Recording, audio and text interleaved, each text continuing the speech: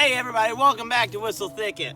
I'm in the apiary here, the bee yard, and bee winter for me is over.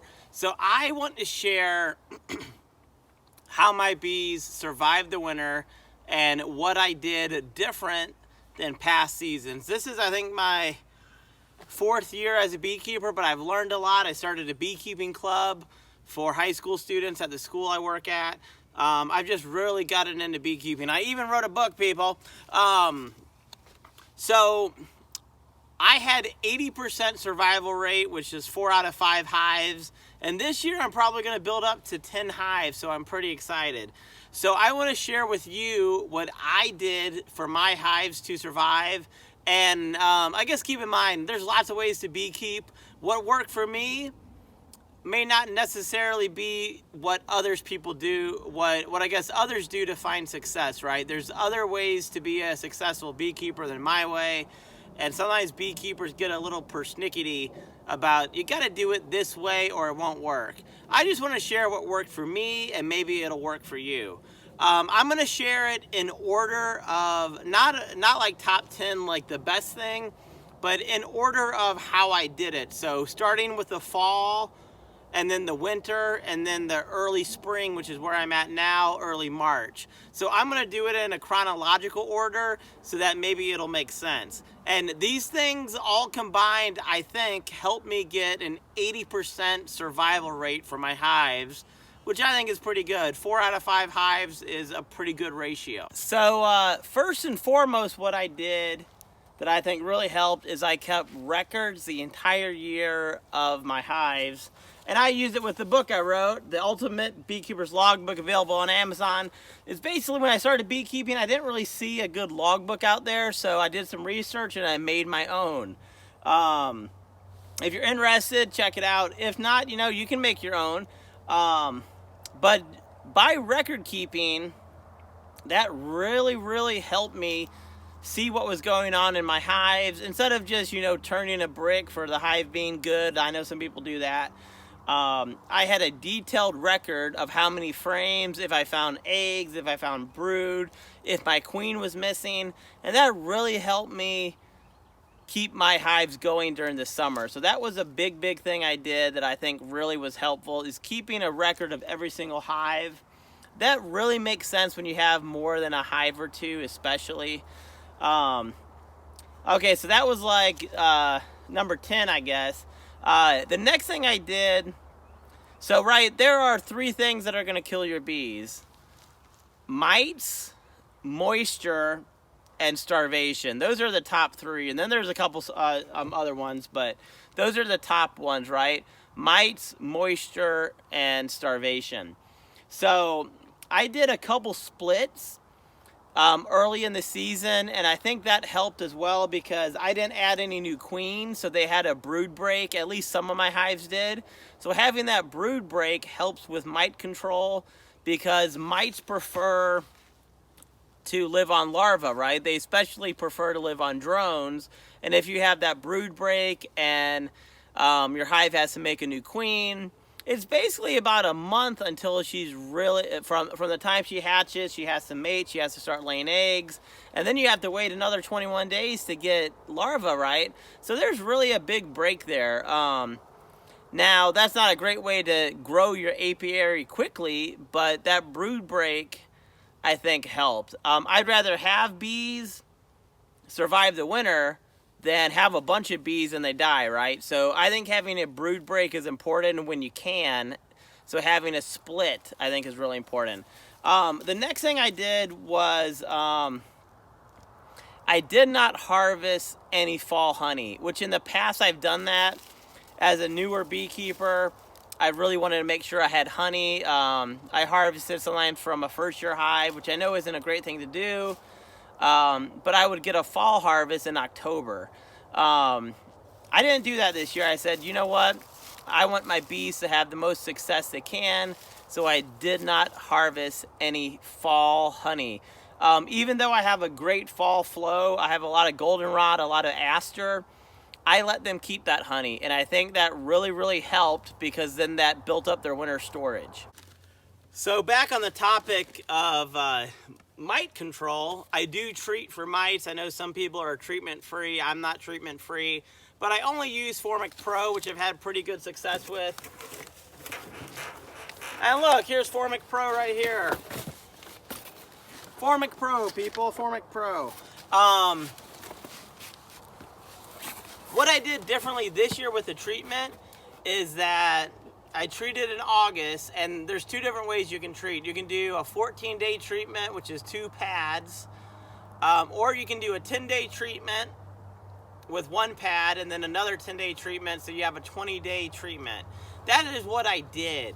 I did the 20-day treatment, and I think that might have been more effective in the long run.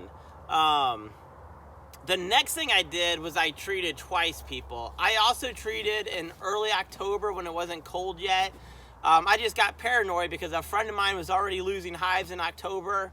So I treated them again, and I did the 20-day treatment. So really my hives had 40 days of treatment.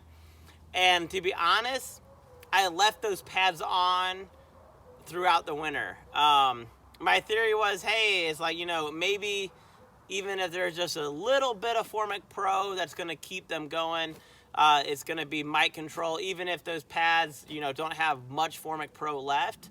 And I kept those on until March, people. So that is what I did differently with mite treatment, is I treated twice. I did the 20-day treatment, and I left my pads in. And I think that's helped me. Okay, what else do we got? Quilt boxes. Quilt boxes. So if you don't know what a quilt box is, it's right here actually. There is a box that is filled with I guess wood chips or cedar bedding from like hamsters, right? You can get this stuff anywhere. So this box here is filled with wood chips or I guess cedar bedding, and then it has a window screen underneath. And this is what happens. The moisture that the bees generate would normally go to the top of the hive and drip down on them. But instead it goes to the top of the hive, it drips into the wood chips, and then I have holes on the side, and the wind is going to wick that away. So that really helped with moisture control. Out of my 4 hives that survived, 3 of them had a quilt box on them. So I know that's not great data. I'm a science teacher. That's not great data. But it's the data I have. So 3 out of my 4 hives that survived, and I had 1 hive that died, and I'll tell you why in a minute. 3 out of the 4 had a quilt box on it. So I don't know. I'm always going to use quilt boxes. Hey, real quick, I'm going to show you the quilt box. Let me take this world's biggest brick off. So here's what the quilt box looks like, people. Though actually there's not a lot of wood chips in there because I emptied most of it out. But this is my quilt box system. And there's window screen underneath, and the moisture wicks to the top. It drips down onto the cedar bedding instead of my bees. So that really, really helped. The next thing I did was I made sure to feed my bees in the fall. I started with sugar water, and it was a 2-to-1 ratio, which is supposed to help bees store that sugar water for the winter time. So I started in about October. I actually did not start feeding until October. I know some people feed in August, but I had such a great fall flow in October that I didn't want to do that. So in October, I started doing the 2-to-1, and then I switched to sugar candy. So let me show you some of my sugar candy here. Sugar candy, people. Just a brick of sugar, really, with a little bit of water and a teeny, teeny, teeny, tiny amount of vinegar to basically prevent bacterial growth. So this is another thing I did, is all of my hives had sugar cakes, and that really is a backup plan. They also had an entire medium full of honey, plus any honey they had in their deep.